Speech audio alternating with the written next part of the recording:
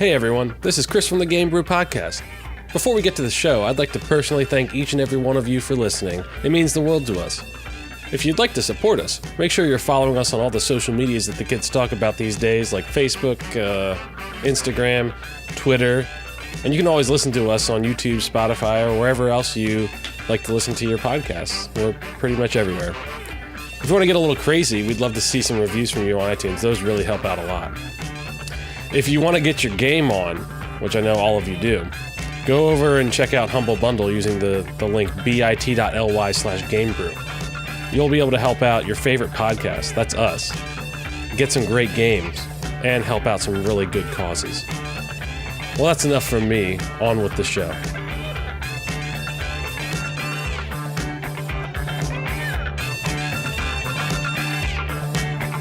Hello and welcome to episode 56 of the Game Brew Podcast. I am your host, Ian Beetle Richard, and I'm here with Chris Nabby Wrights. Hey, listen! And Dan Ganondorf Rotz.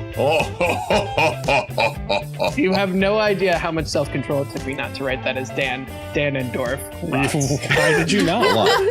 I'm sure it took a lot. A lot. And Allison Princess Zelda Vandevender. I don't know. What's a good Zelda quote? There aren't any. They all got given to Save Sheik. me! Yeah. No, she's pretty self-reliant. She turned in Ocarina. It depends on she which one. Yeah, She, it depends which one. disguises herself as a dude and just beats the crap out of people. It's true. It's true. On the first half of today's show, we'll be joined by a very special guest, Kyrios Yuddai. Hi, Kyrios. Hi, everyone. How are you?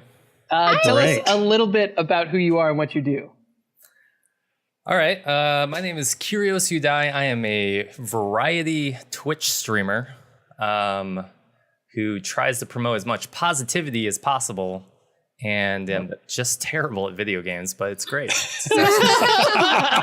Well, you've come to the right podcast because we are all terrible as well. That's right. All right. I've seen you win a game. One game. Okay. Awesome. And in the second half, we'll discuss the demise of the pre-order. But first, it's time for beer. Chris, what are we drinking this week? Midas Touch by Dogfish Head Brewing. Fun fact about Dogfish Head Brewing, this week they actually did a merger with Boston Beer Company who makes Samuel Adams. So Was that's it a merger? I believe it's a merger. Or did they get bought? I'm pretty sure the words I read were merger, not bought, but I could be wrong. Dan, did you read that? They said merger, but Pretty I sure did it's a not merger. read the full article. But that makes them like the biggest microbrewery, so I guess they're just a brewery now. Right. Or a macro brewery. A macro brewery. But Dogfish Head still makes really good beer. So Midas Touch is really cool. It's part of their Ancient Ales series. They try to find different recipes based off of like historical recipes. So influenced by things you might have found at the time. So this is like a 27-year-old drinking vessel from the tomb of King Midas or something like that. 2,700-year-old drinking vessel. Not a Did I say 20,000. 1,000? Yeah, well, you I said meant 100. 27-year-old, which is... Sorry. 2,700-year-old drinking vessels. We just call those master's students. Yes. 27-year-old drinking vessel. Jesus. But it's a really good beer. It's got some honey in it. Oh, it's so yummy. Yeah, It's almost like a mead. It is almost like a mead. It is... It's also dangerous Why is that? because it's very yummy. And it you might could drink turn a you to lot of it. gold? Well, no. I mean, can it? I don't know. Drink But it it's up and also find out. It's 9% alcohol by volume, and it's very yummy and easy to drink. So It you is. could just get plastered. It is disturbingly close in flavor to an incredibly dry Prosecco. Yeah. Let me- Not for I'm gonna- me. I'm gonna try it and think about that real quick. Yeah. I love the color. The color is just amazing. It's gold, as you would expect it to be. It looks really pretty in your cup there. Yeah.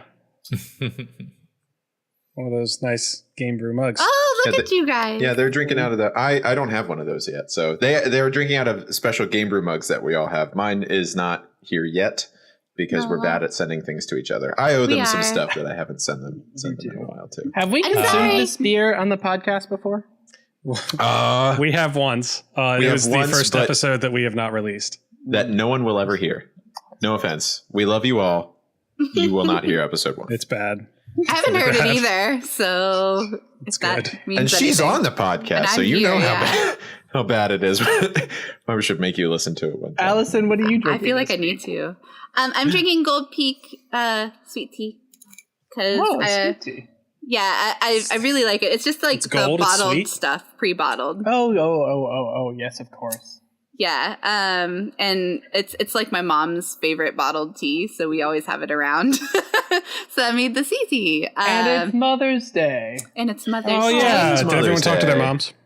I Yes. have talked to my mom Yes. at least 1 or 2 times this month. So This dude, call her today.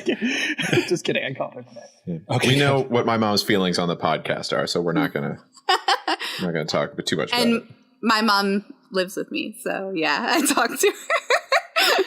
But yeah, It'd be kind of this- awkward if you didn't. Yeah, It it was really a little would. bit extra awkward considering it's Mother's Day. So I do have to like dodge and weave through my household. But it's really strong and sweet, which is how she made our tea growing up because we always had like sun tea, like the kind that you set outside and put the black tea bags in. Oh yeah. It's a Southern thing. I don't know if everybody is familiar mom with does this. Thank you. Yeah. So she would sit it outside and the sun would warm it, which just makes it a slower process, but it gets extra strong that way. So yeah, and then she'd dump like 18 pounds of sugar in it. I really don't know how much, way too much. And that was the tea I grew up on. And this is as close as you can get in a bottle. So Liquid she gets diabetes. she gets the extra sweet. So I didn't actually know it was a thing until I moved to the South. yeah, Really? see? I went over to someone's thing. house and they're like, do you want some sweet tea? I was like, I have no idea what that is. Is that just tea with sugar in it? And they were like, yes, there was but a no. lot of sugar. And I was like, okay, take it back. It is, but it's more than that. Oh man. So have we been playing anything interesting this week, friends? No. No. Dad says no. Moving on. No, I'm just kidding. Yes. What have you been playing? Kyrios, yes. I'm playing a new game called Jump King. It's a indie game Oh. from the same producers, I think, or the same people as Shovel Knight. I could be wrong on that, so don't quote me on that one. It does look a little bit It's like Game Shovel Brew Knight. Fact. It's been quoted. Sorry. Yep, Tasha Green Brew Oh, Fact. whoops. That game leads you on a path of self-discovery. I've found out Discovery about how good you are at jumping? how much rage you can put up with before you uninstall the game. So is it like extreme platforming? Like, Yeah, there's only one mechanic. You jump, but there's no indicators. There's no like stamina bars. There's nothing. So you have to feel it the whole time. Ooh. And it's and when you fall, you'll fall a very long way normally, and it's very rage inducing.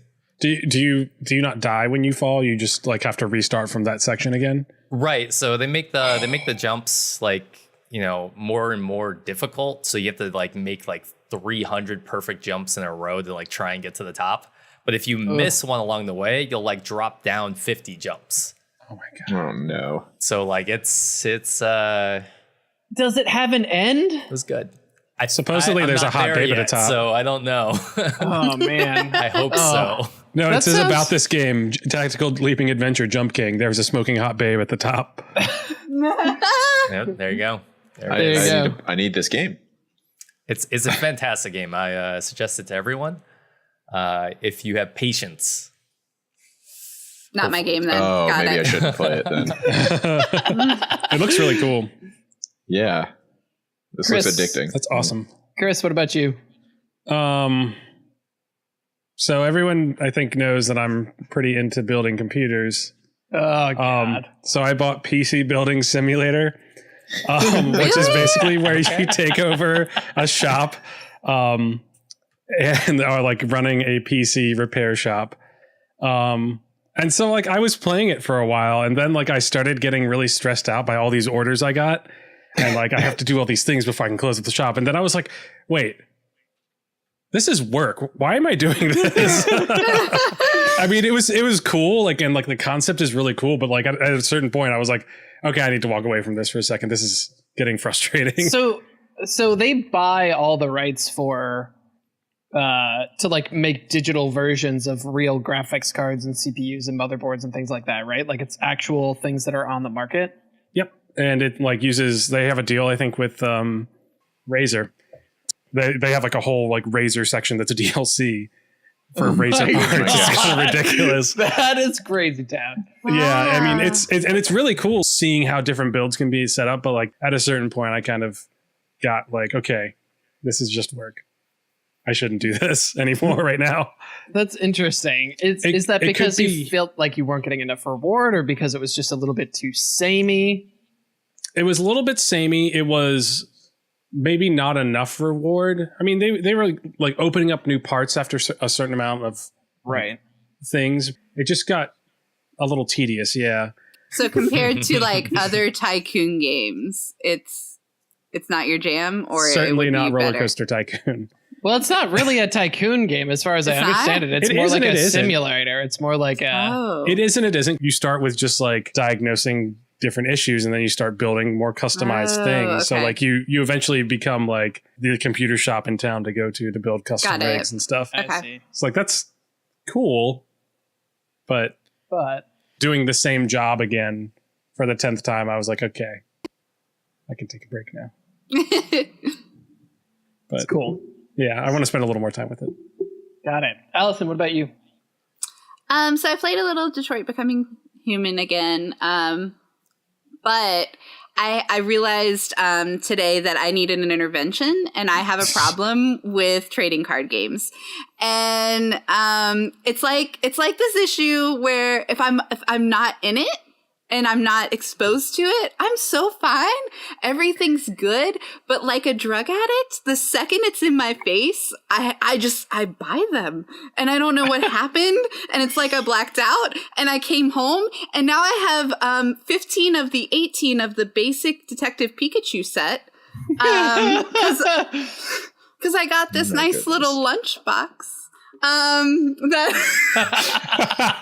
I don't blame you now. It's a metal Detective Pikachu lunchbox. There's a very noir brick wall, and the splash on the front is great. Yep. yeah. Perfect. And it came with 7 packs in it because I felt like I had to have them all, and I don't know what happened. Would you say that you have to catch them all? Yeah. Yeah, I can understand that. There was something about like the magic of getting these Pokemon cards when I went to the movie that I had like back when I went to the first Pokemon movie. Pokemon 2000. Oh, Yeah. Here we Thank go. you. Yes. Kyrios Yes, is holding up some cards. That's right. That's right. Yes. Had them on the ready. Like I was the- played. Well, in Pokemon 2000, you got what'd you get? You got like the ancient Mew card, Yeah. right? Yep. Yeah. And Probably a Mewtwo, I Pikachu think. or something. Yep. I don't know. Yeah. Yeah, and like I just felt really warm and fuzzy the whole time at the movie, and like it was just like childhood. And then Did you take anything before going to the movie? No. And then I just walked out, and I was like, I got on the website, and I'm like, how many of these cards are there? How many times do I need to go to this movie to get all these cards? And then I realized they sell them separately. So I went to Walmart and got that, and it had 7 packs in it, and I have a lot of duplicates. Was it only the 2 card packs that at Walmart Yeah. too? No, 4 card packs. They're Okay. 4 card packs? That's brutal. How much you pay for a 4 card pack? Well, I don't know, because I didn't buy them Hopefully like separately. I got this thingy, Yeah. How much? which had 7 in it, and like a little pin and other things. And so I paid $25 for this. Oh, And it wasn't Okay. bad because I really not liked bad. everything that was in it. And I got 15 of the 18, which isn't Which one are you Common. missing? I'm missing 3. I can't remember right now. I'm missing Mewtwo, I'm missing Ditto, and I'm missing one more that I can't think of. But yeah. Well, okay, so listeners out there, if you're willing to make donations, get in touch with Right, us. please. We'll make it worth your Trades. while. We can do trades too. Yeah, We can do I have- trades. I have cards for trade. I have lots of duplicates. And also, I have a real problem because I haven't played Pokemon since I was, 15 was probably the last time. So I don't know why I bought these, but I did. I and I actually need never them. played the card game. I only like collected them. So I have a bunch of cards, but I just don't know how to play the game. So I played them like the crazy. next time we hang out, Yes. You're gonna we teach will me do how to play. this. Cool. Let's see. that's the word for it. What if I... That was not intended as a dig. If your thing is Pokemon, that's fine. Cool. God knows I've spent ungodly amounts of money on many a CCG. So I've been playing a little bit of Assassin's Creed Odyssey, maybe like Sasso Credo. 16 hours or so. Oh, Nice. hey. And I'm liking it. It's really good. It's probably the best Assassin's Creed I've played. And you like it better than Origins? I like it better than Origins. It's more... Origins was, as far as I understand it, sort of the first foray into a more RPG-ish systems in Assassin's Creed. And they just sort of tuned them up in this one. The abilities are more interesting. I think the gear is a little bit better. And obviously the world building is Ubisoft's thing, and that's there. Right, yeah. Because I've been playing the first one, and it's a little... I like it, but it does... I can see where it could be better. Yeah. Origins is just a little bit like softer. Like you don't feel like the upgrades really make a difference. You don't feel like the abilities are really that consequential. Whereas in Odyssey, it's like it's everything. So Well, I they think were Good. They were smart. testing the waters with Origins, and a lot of people loved it. So they were just like, all right, let's just go full throttle on it. And then that's where Odyssey came out, and it was amazing. So you've spent some time in Odyssey? Yeah, I've beat it once. I want to say I want to go beat it again because there's multiple endings, but Oh, cool. I will probably never get back to it. Yeah, Being honest. I can totally understand that. As you do with Ubisoft games. But Right. Kyrios, I'm glad you actually piped in. So the reason that you're with us today is because we have a whole section dedicated to you and to talking about your stream. That was a mistake. That was clearly a mistake. no. So we're just going to go on to section 2. This is... Audible. All right. No, but really though, something that you mentioned in the intro was that it's a variety podcast. It's a variety stream. So I'm wondering if you could tell us what that means, variety versus what?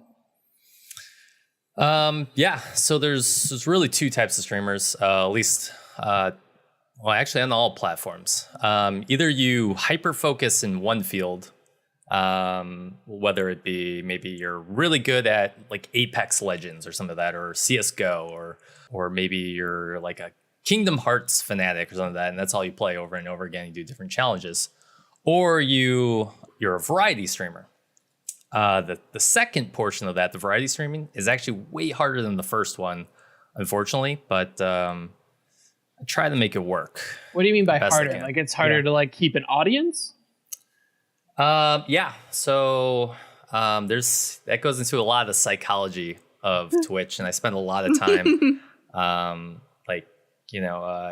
you try and get a viewer base, right? And you try to be as genuine as possible, and I think I am. So we'll keep that as a cup of tea there. But so normally when you hyper focus a game, you get an audience based around that game. Like if I really love Apex and I found your stream and you play Apex 24/7, I mean probably not 24/7, but every single time you stream, and that's all I really want to watch, you're gonna get my support every single time. Right. At that point, I don't even care about the interaction between the streamer and me as a viewer, right? I just like the content. Maybe you're really good at the game. So it's a lot easier to hold people and gather a following when you hyper focus a game. But then if a game goes out of popularity, you're sort of out in the cold, I guess. Or you Right. follow, I guess, the next of that type. So like if you were really good at PUBG and then you switched over to Apex. Right. So that'd be genre kind of streaming. So where variety streaming is a little bit different than that is literally I'll do anything that kind of fits my fancy. I'll do RPGs, I'll do looter shooters, I'll do indie games, I'll do card games, maybe a little battle royale, and that's not really my cup of tea, but Sure. I understand. but that's it's a really big turnoff for a lot of people, unfortunately. So it's an uphill battle when you're a variety streamer. Now, normally you want to start as the first one and then turn into it, but that's not really the direction I wanted to go. Okay, you just felt passionately about making sure that you were accessing a bunch of different games. Why is that? I mean, if it's easier to go the other route, why go variety? I feel like if you go variety off the bat, you spend a lot more time on your community. And that's where I mean, literally, like I stream 20 hours a week on top of my full-time job, and every ounce of my being is interacting with my community off stream. That's really cool. You'll get more of a personalized experience because they come back then for you. They don't care what game you're playing. They just want to see your interactions or maybe talking to them, or you get to know them and stuff like that. So I feel it's a little bit easier. I'm a small streamer, so it's easier to remember everyone's name, right? I'm not someone like Ninja that has 50,000 people flowing through their channel and can't read anything. But that's kind of what I saw. I didn't want to be associated with a single genre. I wanted to get to know people, and the best way. So if you're not going to show up the next time because you don't like the game I'm playing, you probably didn't like me as a streamer. Mm-hmm. You just happen to look at the game because that's your interest, right? So which is fine. Yeah, one of the things I liked, I went and watched some of the videos of streams that you've done in the past, and one of the things that I really appreciated about your streaming is there is a very clear focus on positivity and just being supportive of people. And that also seems to be something that's different from kind of your normal, well-known streamers, right? They're always trying to be edgy or try to be a little bit controversial. And you seem to be pulling back from that and actually going contrary to that. And so I'm wondering, why go that direction if popular streamers in the past have managed to be popular by being sort of aggressive or edgy? Well, I mean, you could live in the what they call the toxicity, right, of live streaming, which can get you a lot of fame, can get you a lot of people chatting and stuff like that. That's what Dr. Disrespect did. Right. And he's a perfect example of it, and it worked out flawlessly for him.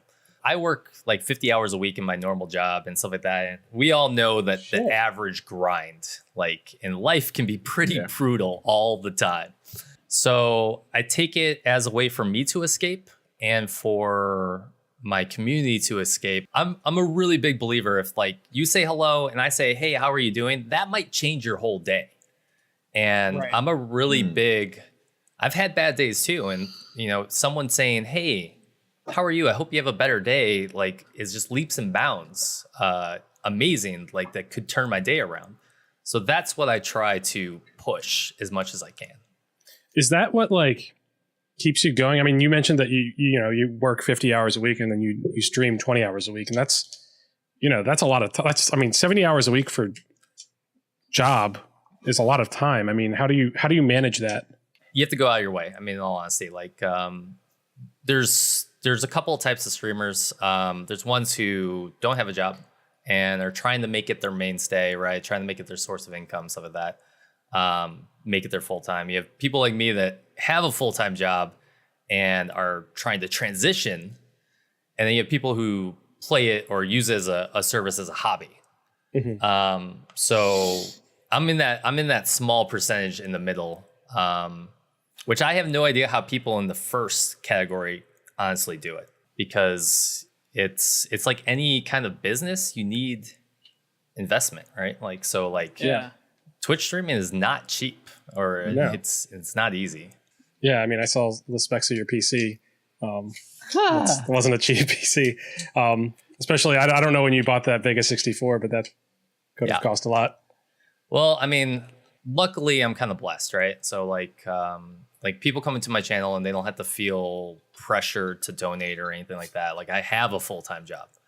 Now I would love to make that transition where I can, because that's probably the hardest thing of being a content creator is not actually the streaming, it's everything else surrounding it. And I'm sure you guys actually know this with podcasting and everything. Oh, yeah. 100%. Because there's not that many podcasts out there, you know. Yeah, there's only like one or two. Market. It's not saturated. It's like us and gamers with jobs, basically. Yeah, basically. Right. So that all takes time, right? Like I did one YouTube video and I wanted to do more, and it took like 8 hours for me to do. It was pretty good. Didn't get the most hits in the world. But then I was like, man, it's just so much time and investment. You could talk to Allison about that too, because when we were doing like news segments a little bit, and it's like, we're not a YouTube medium. Like that's not what our thing is, but we tried it out, and just like, Allison, how much time would you say you put in on like an average news video thing that we did? It would really depend, but I'd say pretty average. I'd at least log like 8 hours on it. Easy. 8 hours. Okay. Yeah. I mean, it's definitely a time, and that's a 5-minute video, you know? Yeah. I'm telling you, we need interns. We'll just get interns. Yeah. They can be unpaid with us. Brilliant. So if anybody wants to intern with either Kyrios or the Game Brew, just send us an email at thegamebrew@gmail.com. I'm all for it. We'll sign those. We'll sign those papers that say that you get credit for it for whatever college courses. That's right. Kyrios, one of the other things that I appreciated about sort of checking out your stream was that there seems to be kind of like a heavy anime influence. Is that something that you like have been into forever? Or is it something you kind of picked up because of your audience? Probably 50-50. Obviously, I've been watching anime since, God, I don't know. I'm old. A long time. But then slowly over time, that's what drew people to my channel. Obviously, I do things like I dress up as Naruto a little bit, like a soft Naruto, and so obviously you've got it's that, gonna pull whatever them that in. like headband thing is. I don't know where it is, but it's the Leaf Village. Honestly, headband. I feel a little bit like you're not wearing it right now, so I don't know if you're taking this podcast seriously. I don't mean to judge or anything. I mean, I've got my SAO sword. Oh, there it is. Good. There we go. I've actually got 2 of them. I could just swing around my whole room and everyone could judge me for everything I have. So There you go. There's an adorable little sun pillow behind you, Allison, which I keep looking at, and it's the cutest thing I've ever seen in my entire life. Kyrios, do you think I have a moon too. Oh. Do you think there's a connection between the sort of anime piece of things that you like and the positive outlook of the podcast? I feel like a lot of animes have sort of like uplifting messages or messages about self-empowerment. Is that something that you felt transferred from one to the other, or kind of independent? I think they're kind of independent. People are very opinionated about their anime. So very there's been heated discussions in chat a lot of times, but those are actually approved discussions. I'm very careful about what I say on stream, and I'm very careful about what I read in chat. Like, obviously we don't do politics, we don't do anything about nationalities, gender, anything like that. I think anime is a great outlet to drive discussion, and then we listen to a lot of anime music while I'm playing too, which is great because it kind of gets me in the groove. But it's a perfect outlet, and then it's really funny seeing how some people like some animes compared to others, and then you can actually use that to I can get a better sense of who you are based on the animes you actually like. Oh, so give us an example. So a person who likes Naruto is normally uplifting and positive, and likes watching 600 episodes of is committed pure pain. Compared to someone who likes like Attack on Titan or right. That's a good example. Someone that likes or more horror genres or something like that, right? They'll normally be a little bit more cryptic. So you can kind of tell, and then it actually, because I can only see you on your chat, right? I can't physically see you or hear you most times. So, but what if I know what kind of genre you like, I can actually read your chat of like your personality a little bit better. That's really cool. That's neat. You mentioned that you kind of have to be really careful about what you say and what you do on your stream. Do you feel like that prevents you from being yourself sometimes, or from letting kind of like your true self get through sometimes? I don't know if I really want my true self to get through. I mean, not to say that like my true self is something bad. But it's kind of, you brought up a perfect example of like Dr. Disrespect. He's a character, and I'm sort of a character. I'm an entertainer. How I act on stream is not how I act in real life most times. I'm a lot more reserved. I'm a lot more kind of just like level-headed. I just get my work done and stuff like that. But then when I'm on stream, I'm a whole nother animal, just yelling into the mic, so that just, putting on a hyping show. up and yeah, cool, Right. Interesting. Is that a persona that you put together with thought, or was it kind of a persona that you fell into when you started doing streaming? I think it's a little bit of A and a little B. I actually knew kind of always the character because I played a lot of MMOs, and the name has been there for a long time. If you look at my first month of streaming, you'll probably be like, this is the worst guy I've ever seen stream. No. The only reason I'm laughing is because we have the same, like, I have the same feelings about our early podcasts. It's like, if you go back to listen to episode 2 and episode 3. I think I'm like, the only one who doesn't have that problem. But man, do you keep videos up from your oldest streams? No, unfortunately, not being a partner for Twitch is, I think they hard cap you at 45 days. So I keep every video as long as I can. Now, what I should be doing is dumping those to YouTube, but I am way too lazy for that. But yeah. Once you hit partner, you can keep every stream you ever do, technically. So. Oh, cool. And how's your partner status? I know you were working towards that. Not good. Oh, no. Well, let me tell you, this is going to help. Yeah. Oh yes, awesome. You've got 4 new subscribers at least. That's right. So partnership with Twitch, and I don't want to bad talk Twitch or anything like that. They are the giant in the room. Everyone else can't compete with them. They have 2 million, 20 million hours watched a month or something like that. It's a ridiculous amount of content. Lot of hours. But so applying for partnership is not something easy. In order to even apply for it, you have to have 75 average viewers for a whole month, which is as a small streamer who I think I only have 1,400 followers. It's a very hard thing because I can't just straight ask my viewers, be like, hey, can you guys please just every single time I'm live, just every open day, the browser. could you just be on? Right. And I mean, they don't even have to be there, right? Like, the thing that you can do to help the most is you just open it and you walk away. But that's a hard thing because I don't ask them to do that, right? Because that's a very terrible thing to ask. Yeah, that would do.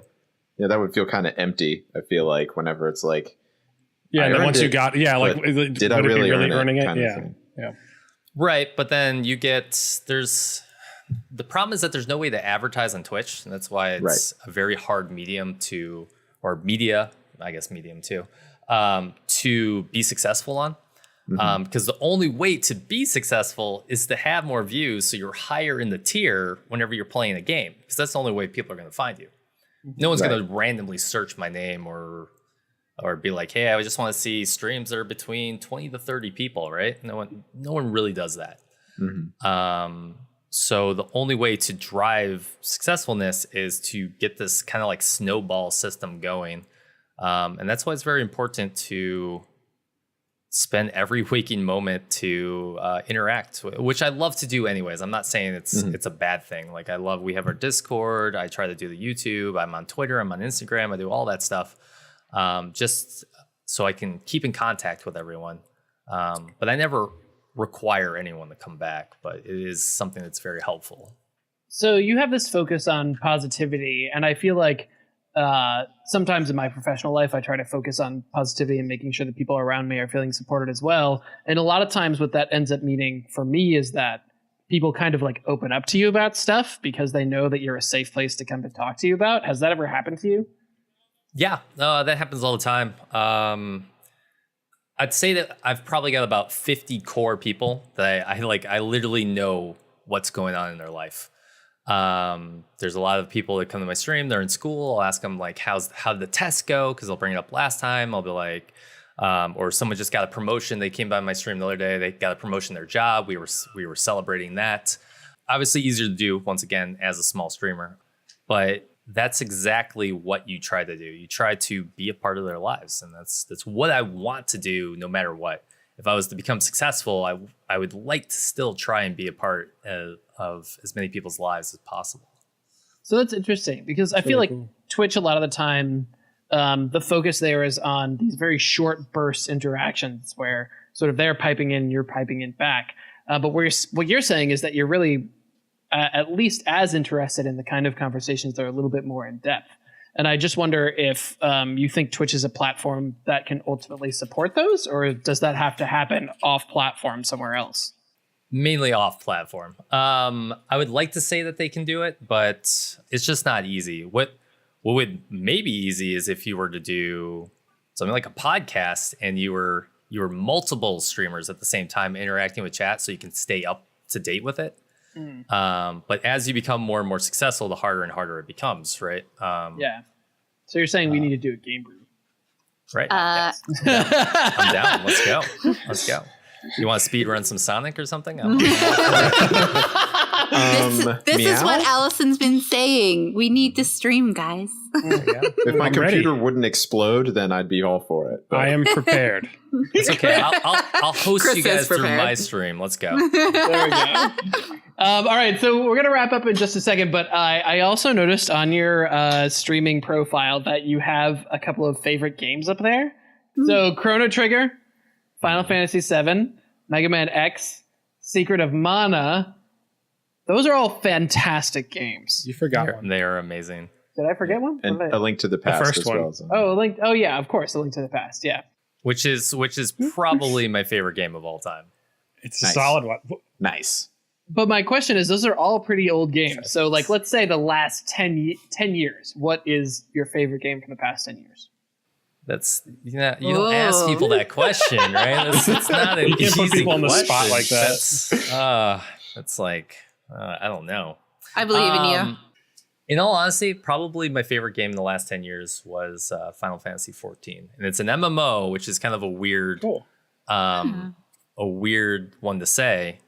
But it's an MMO that was driven on story, and Which Sure, right. yeah, that was interesting for Right. for like MMOs whenever that came out. Like I was just like, that's not a thing. We don't do that. That's what SWTOR did as well. Yeah. right. It had but I mean they did it better. I mean after they messed it up the first time and then Right. they redid it. Yeah. That game actually, I met a lot of good friends that to this day are still friends. It had a lot of content. It had a lot of great story. It's a game that stuck with me. It's like a game like, you ever have like an itch at the back of your neck or something? You're like, oh, I wish I can go back and play it. That's the game I wish I can go back and play. World of And now Warcraft got it. Yeah. Yep, right, exactly. Well, vanilla, right? I mean, Maybe like, Lich yeah, King? mostly vanilla. I was So gonna say Lich that's King. Yeah, Lich less King of was an- one I. Less of an itch, more of like a nervous tick that you've developed over the time. That's And, right. It's like, true. If you don't go play WoW every once in a while, then you have to like go to a facility for like 30 days and then come back. Well, that's an issue, right? Like that's once you've played an MMO, there's nothing that really ever compares to playing an MMO. So normally it's like you always regress back to either the same one or a new one. Just can't quit it. I just can't That's quit right. you. That's right. Final Fantasy 14. That's right. Well, thanks so much for being here. Really enjoyed having you for this first half of the podcast. And you're going to stick around for the second half, right? Yes. Yeah, I've tied him to the chair. He's here. We're good. Oh, Brilliant. I won't Great. tell the mandatory fund commissioner about that, Allison. I appreciate you. It's too soon for that. All right, so stick around. We will be right back.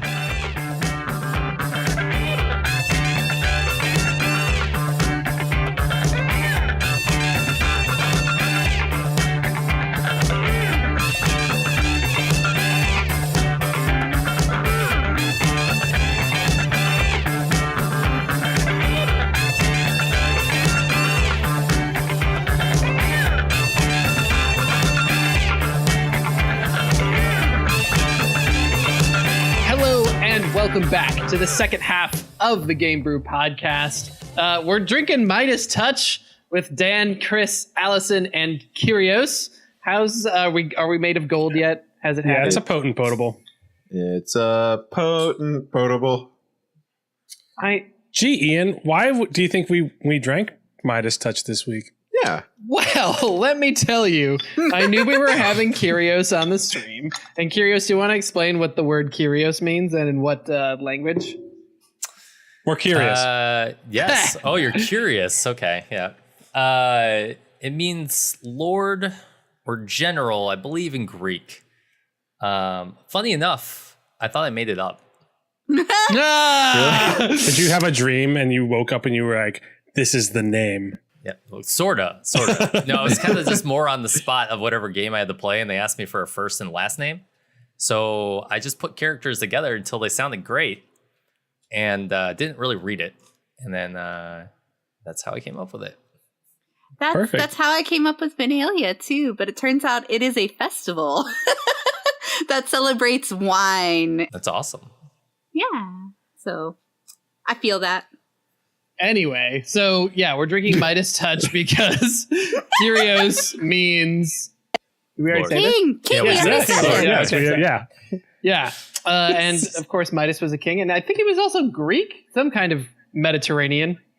He was definitely Mediterranean for sure.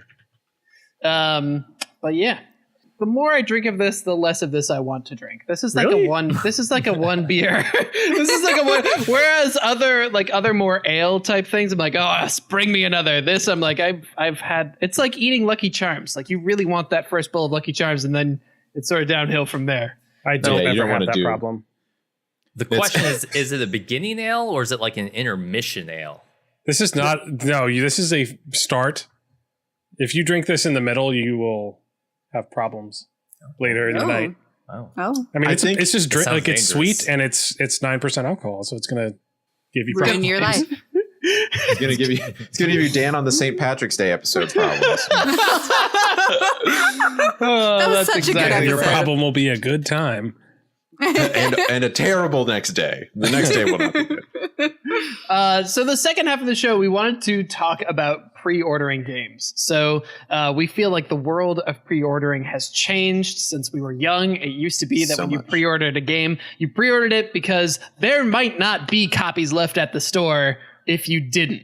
But nowadays with digital sales, that's not necessarily the case. So I just wanted to throw the question out there. Why do we think pre-orders have generally diminished, and sort of what does that reflect in the games sales world? Well, I think it's mainly because of what you already said, is because now they're more readily available than they used to be. Because whenever back in the day, I pre-ordered Majora's Mask and I got it when the day it came out.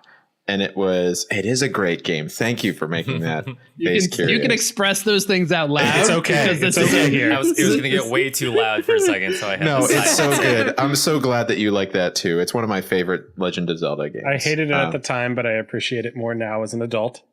Thank you, Chris. But I got that on the first day it came out, and I played it for so long, and it was very frustrating, but also super fun.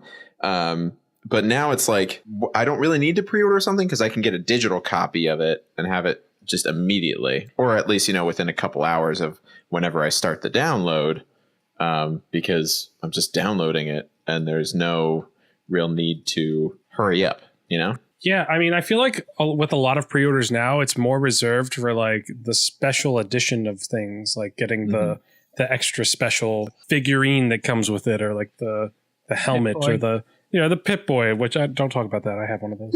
Let's not bring that up. I mean, it's okay. It probably wasn't worth $100, but it's okay.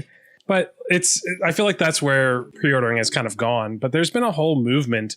Whenever I see a big game come out on the gaming subreddit, I always see a post come up that says, "Remember, no pre-orders," and it's for every game, like for every big game. Mm-hmm. And I feel like that's kind of pushing towards that whole idea that if people feed into it. Go ahead. Sorry. Yeah. Well, so what I was going to ask is, so these are users in Reddit posting under like basically game advertisements that are saying, do not pre-order anything. Yeah. Like they're pushing for that because it's like, yeah. So why? Because they don't want to give a company money before they know whether a game is good or not. And where do you think that sentiment comes from? Why is that the prevailing sentiment on Reddit? Diablo 3. A lot of Diablo, a lot of Fallout 4, Fallout 76, Anthem, like all these big games that were hyped up and then didn't really go anywhere or weren't very good. Well, now Mass Effect Andromeda. Yeah, now a big problem is also that it might switch platforms on you accidentally. Right. Like Metro Exodus did. Thanks, where Epic. It was more that was more of a thanks developer of Metro Exodus than anything else. But also Epic. But I mean, yeah, offering a lower thing. Well, okay. So if we're thinking about this objectively, I think I know what you're getting at. But what you're saying is don't pre-order games because you don't know what you're getting and you're feeding into a culture of games coming out and being a certain way. Like all of those games you listed came out and didn't really have good reception. Right. I mean, even though people pre-ordered them. I mean, at this point in time, there's no real advantage in pre-ordering. So for me, there's two things and why I used to pre-order. I really don't so much anymore, but it was a game I was excited to play with my friends on the night it launched. That was huge for me. And I think a lot of that has been squashed. I don't have interest in trying to do that because now I have to download the game anyway, even if I go get the game physically at a store, wait in line, have everybody around me, feed off their vibes, I'll be excited about this game. Like it was kind of an experience, right? But now I get home, I put that disc in, and then I wait. And I'm probably not going to be able to play depending on what's going on with the servers until the next day anyway. So, I mean, for me, that's one thing that squashed it because I used to be a big Call of Duty person. And I would be at midnight launch for every Call of Duty, even if it was one I wasn't really excited about. I needed it and I needed to play with my friends. Did you pre-order the most recent Call of Duty? No, because that same vibe. Well, so what I was going to say is they actually, as far as I know, I think they used maps as part of the pre-order perks. So you actually got more zombie maps if you pre-ordered the new Call of Duty. But even that wasn't enough to tempt you to do it. No, I've kind of stopped playing Call of Duty is the other thing. I know. It's just, I don't have the friends who do it anymore. That game was really social for me. So I do it. Well, I didn't know that, so that's fine. Come play zombies with me. What she's saying is, you're not friends. Oh, ouch! Not true. I'm gonna go to a different pod. But the other thing is definitely if there's something that's worth it to me visibly that I'm going to have, like Chris said, that's a special edition something. That I don't even necessarily care about the game being good, like Final Fantasy. I pretty much always pre-order to get whatever special shit comes with it. Right. Because I'll put that up in my room and love it. So it's about the physical things that come with the game if you're going to pre-order. At this point, yeah. Not always. For me now, I guess. Okay. A lot of the virtual stuff is good too for the pre-order. Take for example Odyssey that you brought up. Which probably had the most ridiculous pre-ordering strategy I've ever seen. They had 7 different editions. They had the Warrior Edition, the Spartan Edition, the God Edition, the Hero Edition. And then like edition, Hero had part of the Spartan, but Spartan didn't have part of the God Edition, and God Edition didn't have part of the Battle Edition. And oh my God. I have no idea. And then they all had different price points, and you didn't know what you were actually getting half the time. You had to hire a lawyer to understand what you were pre-ordering. Actually, this is a good point. I actually almost every stream with games I play, especially new games, which is probably a bad thing. I shouldn't do this anymore. If there's any investors out there looking to sponsor my channel, sorry. This is where we edit the episode. We'll make a spoiler warning for sponsors. You just skip ahead a minute or two. He's just going to say nice things about you, but it's embarrassing if you listen. So amazing. Just skip ahead. Yeah. I always tell the people that watch my channel to never pre-order a game. And mainly because I've been burned a lot of people have been burned a lot. Fallout 76 is a perfect example. I tried to return that game the day I had it. And the problem with digital editions is you can't return it. What were your problems with it? Out of curiosity. It just was not what was. This is the power of marketing, right? Like they get you all jived up and like you're like, oh, it's like Fallout 4, but online with my friends. This is great. I loved Fallout 4, right? And that's what they kind of pitched. And it wasn't. It really wasn't. It was just like an open world mess. I remember because I streamed it for like 8 hours and I was like, I don't think I've done anything, guys. Besides watching whatever zombies like single frame skip across my clip screen through the map, yeah. Right. But I tell everyone to not pre-order anymore, which is not good for the companies.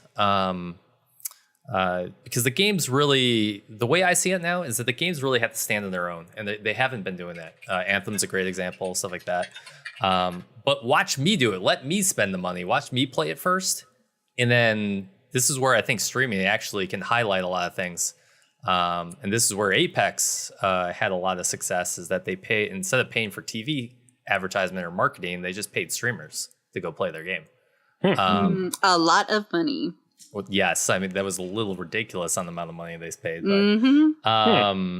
but it worked out really well for them. And I always tell people that you should just wait a couple days because you're not going to miss anything, right? And let your favorite streamer play the game first and give an honest review, because we'll be totally honest. Like I'll be an hour into the game and I'll start bad talking the game if I feel like it's bad.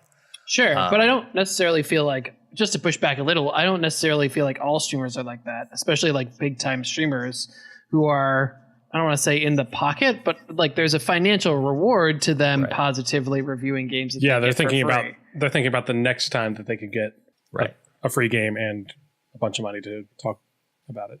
Right. So you got to shave off like that top 1%, right? So what I'm saying is just go to Kyrios' stream. It's Kyrios Yuddai. The DL. I don't actually want you to die. So just come on through. It's fine. So there are some things that, like, I don't know. I think sometimes whenever it's like a really silly thing they're offering as a pre-order bonus, I'll get it. So I've talked about, I think on the New Year episode, I've talked about Rage 2, how I'm excited for that to come out, because I really liked Rage whenever it came out. It was just very short and they didn't explore everything they could have. So Rage 2 is coming out very soon on the 14th. And one of the pre-order bonuses is called the He's on Fire cheat that you can activate, which has Tim Kitzrow, who was the voice from NBA Jams. Oh my God. Yes. So he says a bunch of this stuff like he's on fire and like, boom, that's gotta hurt. That's amazing. So that'll just happen all the time. And I'm like, that's just so goofy that I can imagine, like, I'm going to buy this game anyway. But even if I wasn't gonna, like, it's like, that's so goofy and silly. I can't imagine not having that while I'm playing this game. Yeah, that's amazing. I like that. That makes me want to pre-order the game. That's a really good pre-order bonus. But my question is, do you know if that's going to be something that will be offered as a DLC later? See, that's what you don't know, because who knows? It might not be. Like, it may be in like 5 years or 4 years, whenever the game is super inexpensive and they're like, oh, hey, we're just giving everybody the DLC now because it's like no one's buying the game and we just have it sitting around in our servers, which has happened before with games where they're just like, oh, yeah, by the way, here's all the DLC that you get with it. I can't think of a game where the pre-order bonus was offered as DLC later. Yeah, that's kind of the point of a lot of it, is that it is exclusive. And usually it's like a golden skin or like something that you can't really get access to in the future. There's often times when I've bought a game after it's been released that it comes with a pre-order bonus. Like, so if it was like a GameStop only bonus, it'll come with the game even if I just bought it from GameStop after the release. Right. Without pre-ordering it. They'll do a lot of timed pre-order stuff now. Like Destiny 2 did it. You had you got a special weapon, but it was timed for the first year. After the year, you were able to get it. What do you mean timed for the year? So if you pre-order the game, you're able to get, I don't remember the name of the weapon. I think it was Cold Heart or something like that. I don't remember. But you weren't able to actually get it as a drop for a year in the game. And then after that year was up, it started showing up in the loot table. Oh, weird. I see. It was exclusive for like a year. Right. Got it. Is there anything that you think would bring back pre-ordering as something that's sort of generally widely accepted? I think it's that. I think the companies have to really make something interesting for pre-order again. Like Dan just said with that game, like that was something that is really special, and they need to say you only get it period if you pre-order. Those other kinds of things I think dampen the water. Or dampen the water. That's not a word. You know what I mean. They dampen the water. The water is incredibly so damp. The only problem that can cause especially in today's culture, because I mean I remember whenever you could get like, oh, it's a gold game cartridge for this game or something like that. Mm-hmm. Yeah. Right. There wasn't really a way to be like, oh, why didn't we all get that gold game cartridge? Like there was no, the mass communication that we have with the internet now is not necessarily what we had back then.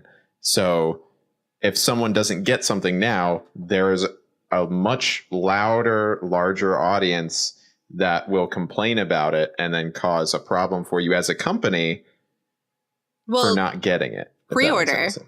Like, isn't that the thing we're trying to do? We're trying to get people to want to pre-order. So wouldn't that drive those people to pre-order next time because they're going to get something cool? No, it's more. I would say it's more prompt to get those people to like start boycotting and like sending messages and doing all of this stuff. That's like, oh wow, you think we're there now? I'm just saying that we're totally there, dude. I think we're close. It's like people will just start, if you don't get a thing, you will just start complaining about it on Reddit until people can't. If you watch Game of Thrones, I mean, it's like, come on, it's the amount of people complaining on Reddit about Game of Thrones is entirely too high. Or anywhere, not just Reddit. Anywhere. Don't just shit on Reddit. So I'm just saying, the internet. How about the internet? Just on the internet. If you don't feel like that's the solution and somehow that's a negative, then how do you fix pre-ordering?